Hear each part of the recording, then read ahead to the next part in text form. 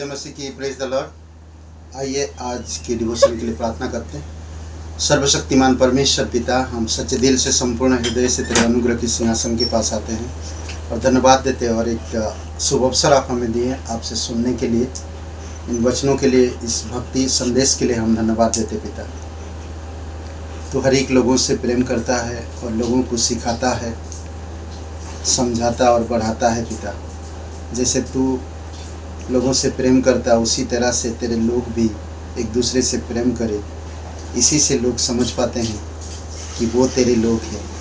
कई बार उनके कार्यों के द्वारा आपकी महिमा को दिखाई देता है, आपके प्रेम को दिखाई देता है। लोग उससे जान पाते हैं कि आपके लोग हैं। धन्यवाद देते हैं। प्रत्येक भाई बहनों को अभिषेक करो पिता, तेरे अनुग्रह में, तेरे प्रेम में, तेरी आत्मा के द्वारा अगुवाई करो और तेरी पवित्र आत्मा के द्वारा मार्गदर्शन करो। धन्यवाद देते यीशु मसीह के नाम से मांगते हैं, आमीन।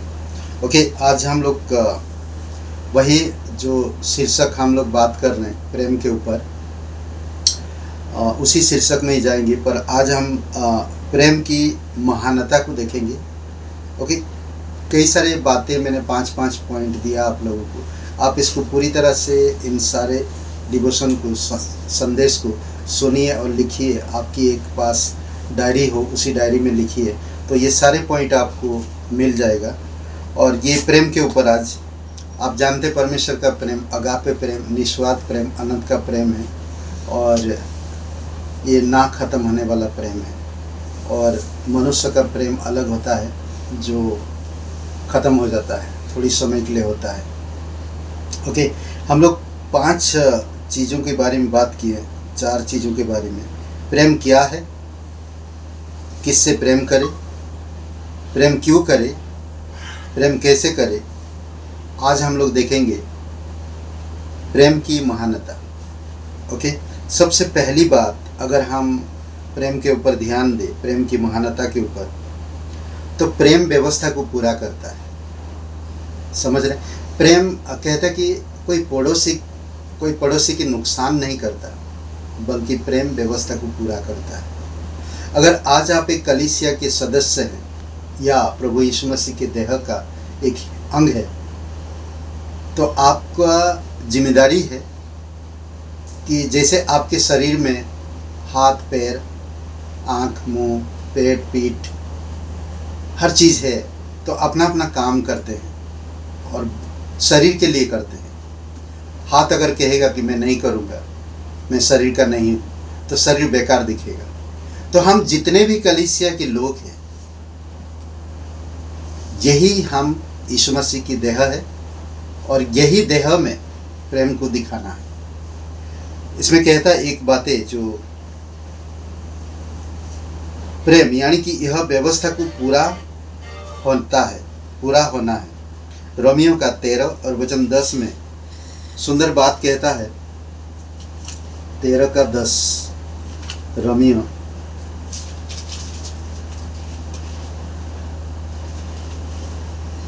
ओके, प्रेम पड़ोसी की कुछ बुराई नहीं करता, इसलिए प्रेम रखना व्यवस्था को पूरा करना है। तो आप ध्यान देंगे कि जब यीशु मसीह प्रचार करता था, तो यीशु मसीह महान आज्ञा में से दूसरा एक आज्ञा दिया था। महान आज्ञा ये था कि तू अपनी सारी बुद्धि, अपनी सारे प्राण, अपनी सारे शक्ति और अपने सारे हृदय से यहोवा यानी कि परमेश्वर से प्रेम कर और अपनी समान अपनी पड़ोसी से प्रेम कर। यही बात अगर जब हम प्रेम में चलते हैं तो कभी अपने पड़ोसी की बुराई नहीं करेगा और ना ही उसका नुकसान करेगा।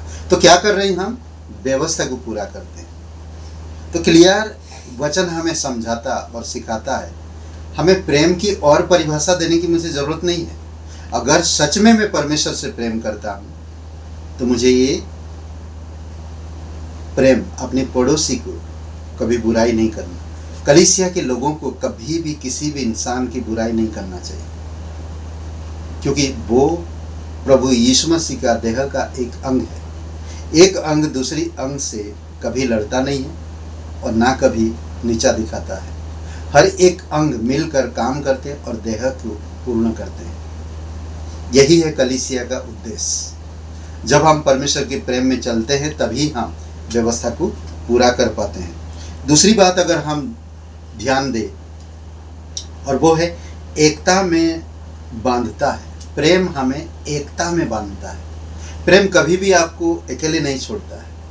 प्रेम हमेशा आपको एकता में रखता है। कुलोसियों का अगर हम पढ़ते हैं 3 अध्याय और वचन 14 में, इसमें कहता है कि इन सब के ऊपर प्रेम को जो सिद्धता का कटिबंध है बांध लो। ये प्रेम सिद्धता का कटिबंध है। जब आप प्रेम की अनुसार काम करते, क्योंकि प्रेम को परमेश्वर सबसे ऊपर रखा है, प्रेम को सबसे ऊपर रखा, और यीशु मसीह हर एक कार्य को प्रेम से किया है। डांटा, अन्याय का साथ नहीं दिया, हर परिस्थिति में यीशु मसीह लोगों से प्रेम किया है, चाहे वो कैसे भी हो। क्रूस पे था तब भी वो प्रेम दिया। लोग उसका अपमान किया तब भी वो प्रेम दिया। लोग उसका बदनाम किया तभी वो प्रेम दिया। तो कहने का मतलब कि प्रेम हमें, अगर सोचिए कि अगर उल्टा अगर यीशु मसीह जवाब देता तो पिता पुत्र के जो प्रेम, जो एकता थी, वो टूट जाता। तो इसीलिए प्रभु यीशु मसीह प्रेम का उपयोग किया। हमेशा आज भी मसीह लोगों में यही परमेश्वर कहता कि प्रेम तुम्हारे जीवन में ऊपर रहे, और जब ऊपर रहेगा तो कहते कि सिद्धता में, एकता में वो बांधेगा। अद्भुत है। और दूसरी बात था ये, प्रेम व्यवस्था को पूरा करता है, प्रेम एकता में बांधता है। तीसरी बात, हम कभी प्रेम असफल नहीं होता है। एक अद्भुत बात है, नहीं? प्रेम कभी असफल नहीं होता। आप शायद पहला कुरिन्थियों का 13 अध्याय पढ़े हैं, तो प्रेम की परिभाषा बहुत सुंदर से समझाया गया। और वचन 8 में, 13 अध्याय का वचन 8 में कहता है कि प्रेम कभी असफल नहीं होता। असफल का मतलब है कई सारे, आप दूसरे शब्दों में अगर कह सकते हैं कि वो हारता नहीं। कहते ना, कभी कभी इधर चतुराई चल रहा, बीच में प्रेम चल रहा, इधर षड्यंत्र चल रहा, उधर ईर्षा चल रहा, कई सारे ऐसे चीज़ें चल रहा एक साथ। ये चतुराई प्रेम को दबा रहा, षड्यंत्र प्रेम को दबा रहा, और ईर्षा प्रेम को दबा रहा। ये लग रहा उन लोगों को कि हम लोग जीत गए, पर आखिरी में प्रेम जीतता है। अद्भुत है। ये लोग हंसी मजाक करते हैं, प्रेम की मजाक उड़ाते हैं, पर सच में आखिरी में जीतता प्रेम है। प्रेम असफल नहीं होता। ओके, नेक्स्ट अगर हम देखते हैं, और ये जो प्रेम है जिसके विषय में हम बातें कर रहे हैं, ये प्रेम अनंतकालीन है, यानी कि सदा का प्रेम है। यहोवा परमेश्वर आपसे सदा का प्रेम से प्रेम करता है। ऐसा नहीं कि आज किया कल छोड़ दिया, नहीं। परमेश्वर हमेशा आपसे एक समान और सदा के प्रेम से प्रेम करता है। कई बार हम गलतियां करते हैं, फिर भी वो एक समान प्रेम रखता है। कभी उसका प्रेम कम और ज़्यादा नहीं होता, और उसका करुणा हमारे साथ है। यिर्मयाह का 31 वचन 3 में कहता है, सदा का प्रेम। सोचिए, कौन कहता है सदा का प्रेम? कौन दे सकता हमें सदा का प्रेम? कौन दे सकता? कई बार हम लोगों के बीच में आज संसार में देखते हैं, दिखावा प्रेम होता है, लोगों की चाहत, मांग प्रेम होता है। पर परमेश्वर कहता कि मेरा प्रेम हर परिस्थिति में, हर हालात में, हर समय सदा समान हमेशा रहता है। उसका प्रेम कितना अद्भुत बात, नहीं? हमें इन सब चीज़ों के बारे में मनन करना चाहिए।